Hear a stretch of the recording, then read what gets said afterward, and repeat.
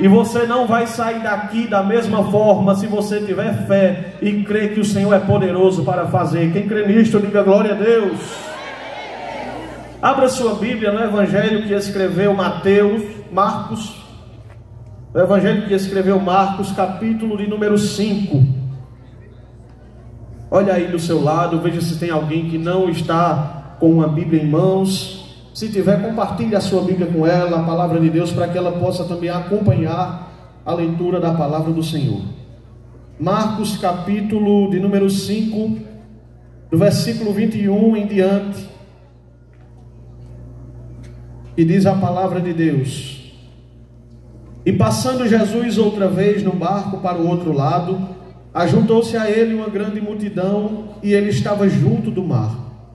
E eis que chegou um dos principais da sinagoga, por nome Jairo, e vendo-o, prostrou-se aos seus pés, e rogava-lhe muito, dizendo: Minha filha está à morte, rogo-te que venhas e lhe imponha as mãos, para que sare e viva. Quantos podem dizer amém pela palavra de Deus, irmãos? Todos sabem que o ministério de Jesus, ele foi marcado aqui na terra por prodígios, por maravilhas, por curas, por sinais tanto visíveis como também sinais invisíveis. O ministério de Jesus foi marcado por uma pregação em que não consistia apenas em palavras, mas em poder de Deus. Nós costumamos dizer e ouvimos muito dizer que em todo lugar onde Jesus passa, alguma coisa diferente ela acontece. Eu sei que se torna rotineiro dizer, se torna rotineiro ouvir, mas eu te repito e te digo aqui nesta noite, que onde Jesus passa, algo diferente acontece. Você crê que Jesus está passando aqui em Canhotinho nesta noite? Quando Jesus, ele, em seu início de ministério, ele vai certo dia em uma sinagoga, e naquela sinagoga que funcionava como uma igreja, como uma congregação, Jesus, ele recebe a oportunidade para fazer a leitura e para pregar a palavra naquele dia. Ali estavam reunidos pessoas que admiravam Jesus e também pessoas que queriam pegar Jesus em alguma falha. E Jesus recebe a oportunidade para ler a palavra naquele dia. E a palavra que Jesus, quando abre o rolo, ele lê, é a palavra que está escrita no livro do profeta Isaías, capítulo 61. E Jesus começa a ler aquela palavra diante de todo o povo na congregação. E ele começa a dizer: O Espírito do Senhor está sobre mim, e eu fui ungido para pregar aos mansos e aos pobres. Ele me ungiu para abrir as cadeias daqueles que estão cativos, para abrir os olhos dos cegos. E quando Jesus fecha aquela palavra, ele se senta e todos olhavam para ele. Naquele momento Jesus diz: hoje se cumpre esta escritura, hoje se cumpre esta profecia. Eu sou o ungido, que fui ungido para abrir os olhos dos cegos e para abrir as cadeias dos que estão cativos. Alguns se maravilharam, pastor Gilson, mas outros pegaram em pedras para matar a Jesus e conduziram Jesus até o precipício para ali jogar ele abaixo. Jesus sai no meio da multidão, escapa para outro lugar e continua o seu ministério. Só que certo dia Jesus reúne os discípulos e ele conduz os discípulos para um barco. E ele chama os discípulos para ir para o outro lado do mar. Só que o que acontece, e o que os discípulos não sabiam, é o que estava para acontecer do outro lado do mar. Tem lugares que Jesus nos conduz no barco em nossa vida, em que nós não entendemos por que o Senhor está nos levando por essas águas, mas você não tem nem ideia do que Jesus está para fazer quando chegar do outro lado. E o que acontece é que no meio do mar, o vento começa a soprar contra o barco que Jesus estava. A tempestade começa a inundar o barco de água. Os discípulos se aperrearam porque Jesus estava tirando um cochilo e começaram a gritar: Mestre, tu não te importas que nós estamos perecendo? Tu não te importas que nós estamos morrendo? Vamos nos afogar. E Jesus levanta, vai até a frente do barco, olha para o vento, olha para o mar e dá uma ordem: vento, te cala. Mar, te aquieta. Olha, irmãos, eu estava essa tarde meditando nessa palavra e eu estava pensando, tem 4 coisas que colocam todo homem para tremer. A primeira, o poder da natureza. Semana passada aconteceu um teste. Em segundo lugar, as cadeias do inferno colocam qualquer homem para tremer. Em terceiro lugar, uma doença incurável, a qual a medicina não tem solução. E em quarto lugar, a morte, porque dela o homem normal não consegue escapar. Mas Jesus convidou os discípulos para um passeio pelo mar para provar um negócio para eles. Aleluia. Sabe o que era? Era que primeiro, o homem treme diante do poder da natureza, mas diante de Jesus, ela tem que obedecer.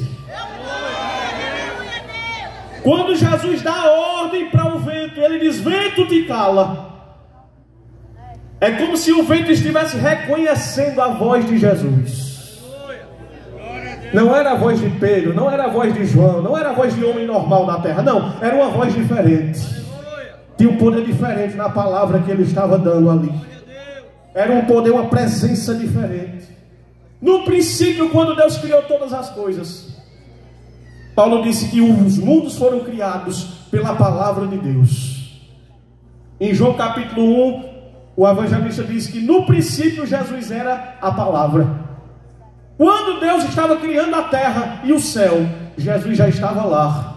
Era a palavra de Deus, ele que estava conduzindo a criação. Quando Deus disse: haja separação entre águas e águas, era Jesus que estava colocando limite nas águas da terra. Quando Jesus fala ali em pé naquele barco, é como se a água e o vento estivessem reconhecendo: é a voz daquele que me criou no princípio. Aí na mesma hora o vento tem que se calar, o mar tem que se aquietar. Aí veio aquela grande bonança. Aí os discípulos olharam, cheios de medo, tremendo, olharam um para o outro e disseram: quem é esse que até o vento e o mar lhe obedecem?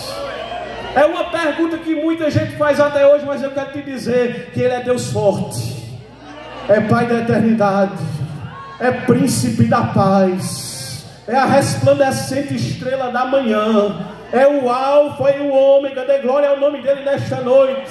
É aquele que manda em cima, que manda na terra, que manda embaixo da terra, que manda na natureza e que está presente aqui nesta noite.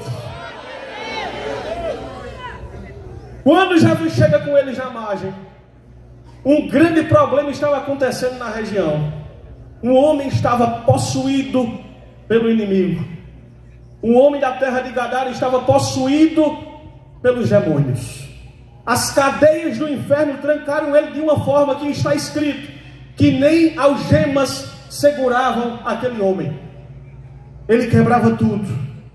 Mas quando Jesus pisou, irmão Elis, na terra em que aquele homem estava possuído, quando Jesus colocou o pé, ele veio correndo e se curvou diante de Jesus. Você sabia que quando Jesus pisa numa terra, ele muda o cenário? Você crê que Jesus vai pisar em terras aqui nesta noite? Ele vai mudar o quadro. Ele já falou aqui pelo louvor. Ele vai mudar o quadro, vai mudar a situação. A roda grande vai girar dentro da pequena. Quando Jesus pisa na terra, aquele homem vem e se curva diante dele, clamando para que não o atormentasse. Jesus repreende aqueles demônios. Jesus estava mostrando aos discípulos: olha, meus filhos, eu mando na natureza, e agora estou mostrando a vocês que eu mando no inferno também. Ele não só manda em cima não, viu? Ele manda embaixo também. É Ele quem tem poder para repreender toda a fúria de Satanás, repreender todo o laço maligno, toda a seta que foi lançada. Tudo é repreendido pelo poder do nome de Jesus. Você crê que há poder no nome dele nesta noite para repreender o mal? Você crê que nessa noite o Senhor ele quebra laços de depressão aqui em praça pública? Você crê que daqui para terminar este culto o Senhor libertará vidas aqui neste lugar em Canhotinho nessa noite? Em nome de Jesus, receba vida, receba paz no nome de Jesus nessa noite. Tu chegasse aqui aprisionada pelos laços do inimigo, curvada ao vício, mas o Senhor te trouxe aqui hoje para te libertar deste mal. Jesus, ele chama os discípulos e ele navega de volta para o outro lado.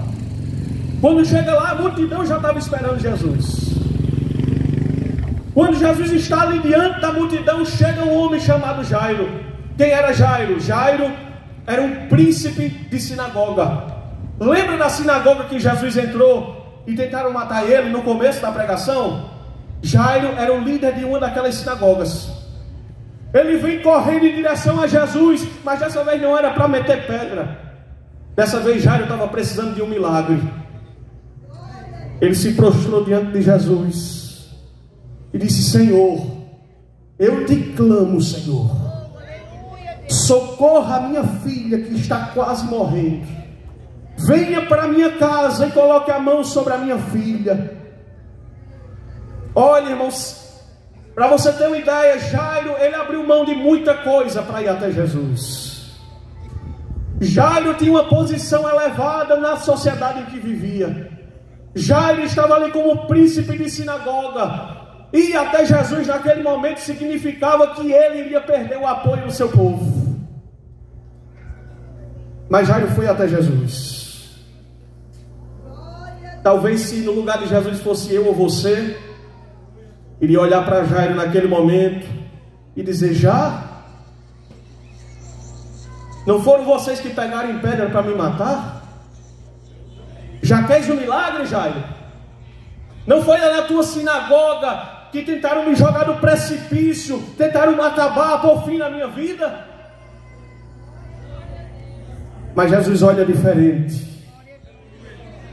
Deixa eu te dizer uma coisa, Jesus vê diferente do homem. Jesus não vê como eu vejo. A gente vê o que está por fora, irmãos. A gente tem muito costume de julgar pelo que a gente está vendo com os nossos olhos carnais. Mas Jesus, ele sonda os corações dos homens. Ele conhece os pensamentos, ele sonda as intenções.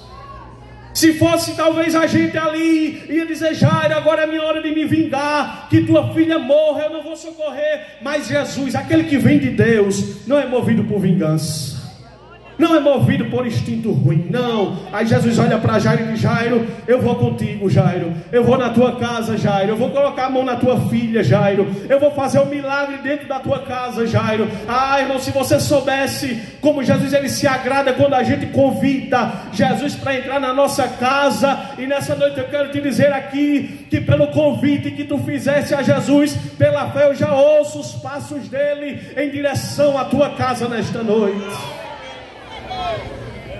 Jesus está indo com Jairo, mas quando chega no meio do caminho, Jesus para a multidão. Jesus pergunta: quem me tocou?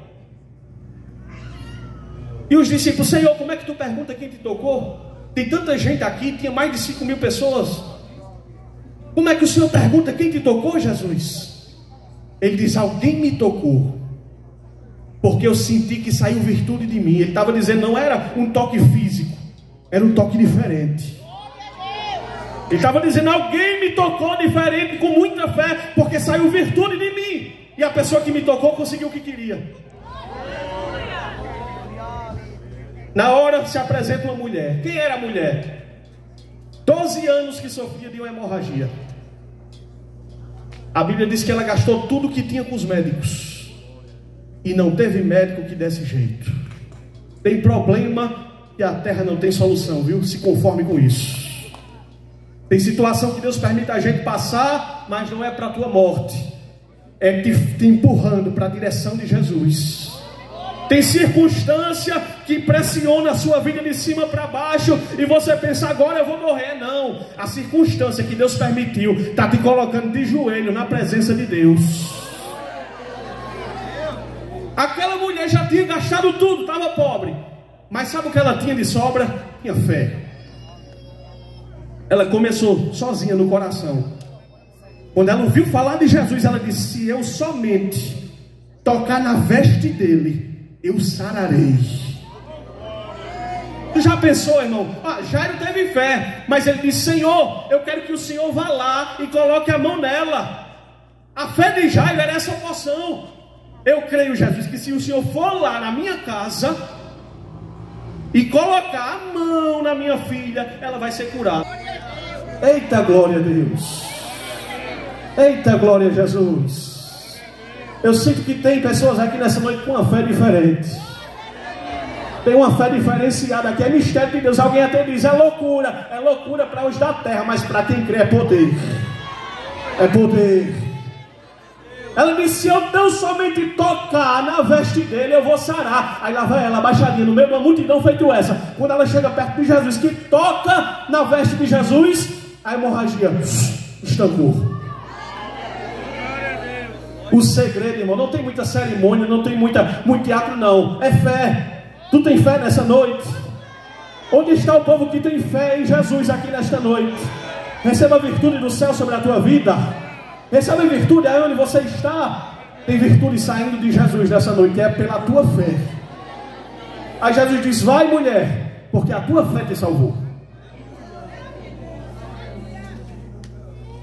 Quando Jesus ainda falava com a mulher, chegou um mensageiro enviado pelo diabo no ouvido de Jairo. Agora imagina, se tu é Jairo e tu está com a tua filha doente em casa para morrer, ainda duvidoso, será que Jesus vai curar mesmo? E tu vê uma cura dessa, tu ia se animar ou não ia? Tu ia ficar alegre ou não ia? Então ele pode curar mesmo. Vê a cura que ele deu a essa mulher, 12 anos de sofrimento. Agora minha filha vai levantar daquela cama. Esse homem é poderoso para curar.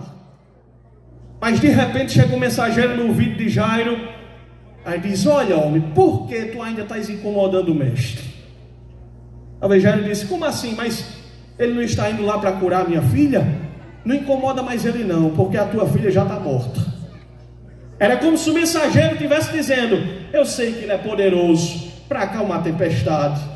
Eu sei que ele é poderoso para expulsar demônio.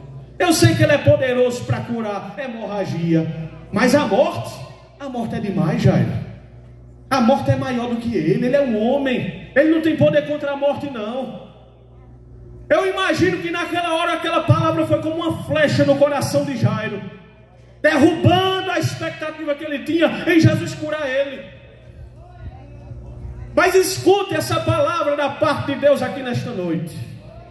Toda vez que o diabo enviar uma mensagem negativa contra a tua vida, o Senhor Jesus falará por ti.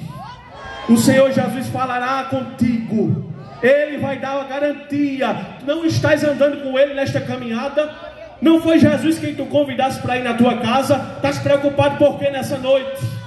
Ele está dizendo: olha, sou eu que estou no comando, Jairo. Aí ele chega no ouvido de Jairo. Aí diz: Jairo, não temas, creia somente. É a mensagem de Deus para a tua vida aqui nesta noite. Não temas. Você pode ser profeta de Deus para quem está aí do teu lado. Olhe para essa pessoa e diga: não temas. Diga mais forte: não temas. Creia somente, porque o Senhor é quem vai fazer o milagre acontecer na tua vida. Oh, glória a Deus. Olha, irmãos, Deus permite situações, Deus permite ocasiões que a gente acha que é para morte, a gente acha que é para desespero, mas no final vai ser para a glória do nome de Jesus. Jairo estava naquele momento como um homem normal, como eu e você. Mas uma coisa fez a diferença na vida de Jairo,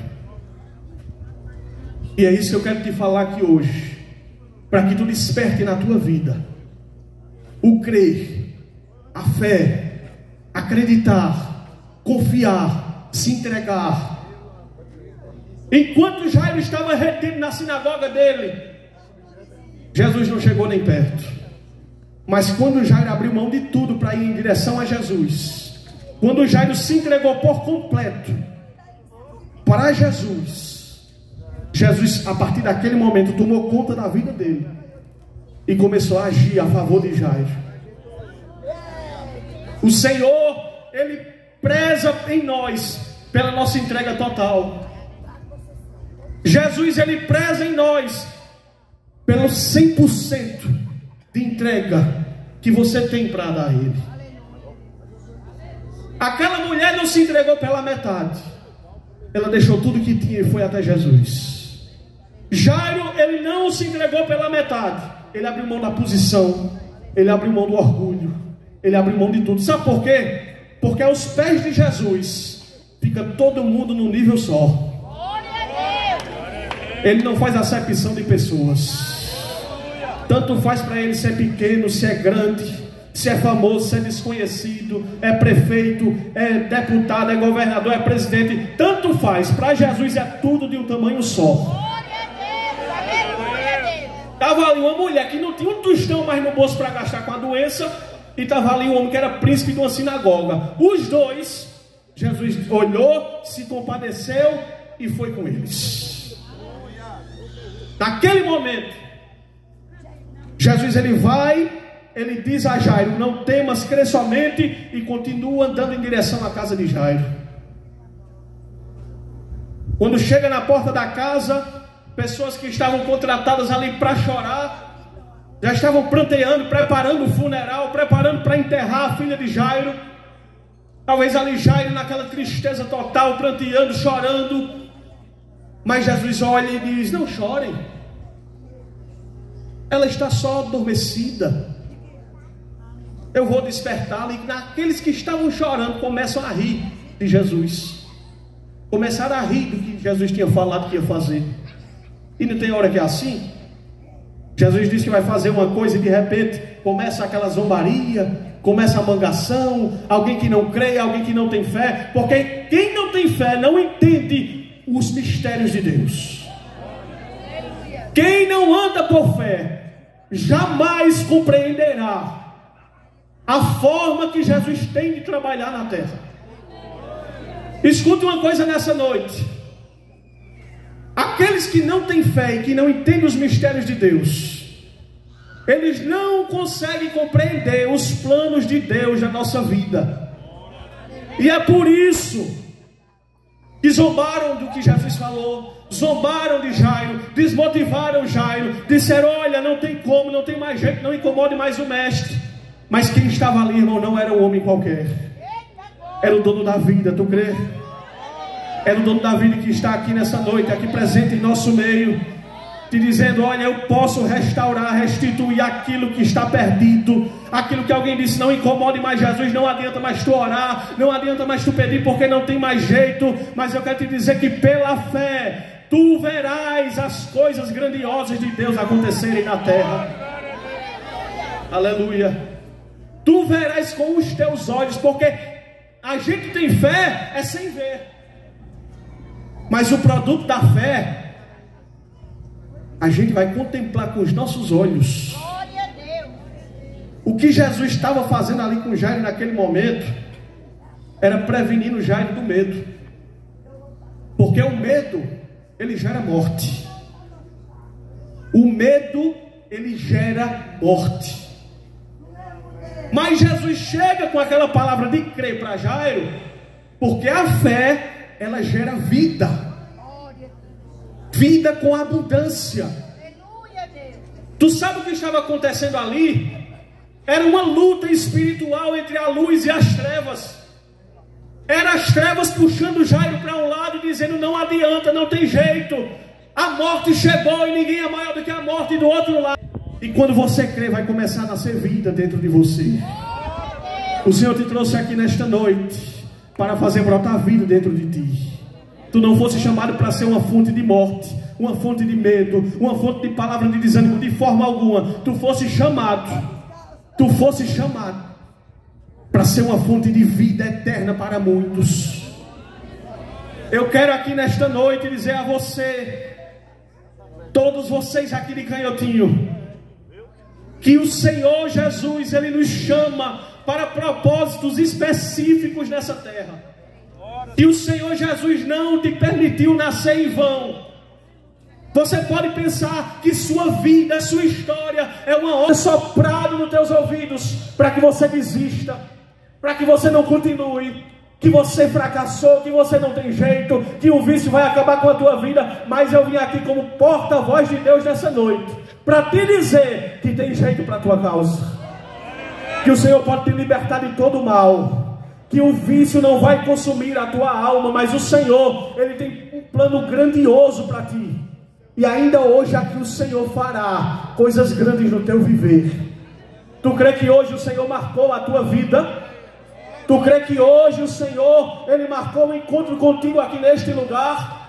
O culto não está acabando, vai ter prosseguimento, mas a palavra que eu quero deixar aqui para você é essa: o diabo veio matar, roubar e destruir, mas o Senhor te diz: eu vim para te dar vida, e vida com abundância.